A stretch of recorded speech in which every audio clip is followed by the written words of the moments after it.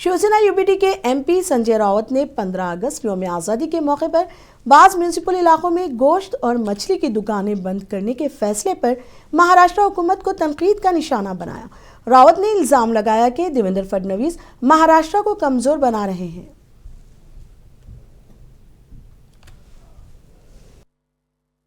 देवेंद्र फडणवीस यांनी महाराष्ट्राला हे छत्रपती शिवाजी महाराजांच्या महाराष्ट्राला मर्द मराठ्यांच्या महाराष्ट्राला शाकाहारी राज्य म्हणून घोषित केलंय का?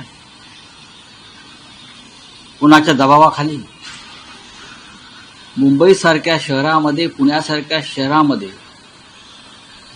अनेक सोसायट्यामध्ये, डुंबुलीसारख्या शहरात सुद्धा मांस मच्छी खाणाऱ्यांना प्रवेश दिला जात नाही, घर विकलं जात नाही, याच्यावर संघर्ष सुरूच आहे।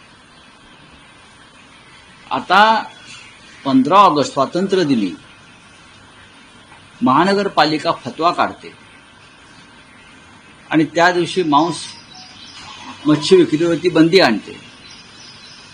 15 ऑगस्टला हा काय आहे? हा देशाचा स्वातंत्र्य दिन, लोकांनी आनंद साजरा करण्याचा दिवस आहे। हा धार्मिक उत्सव नाहीये,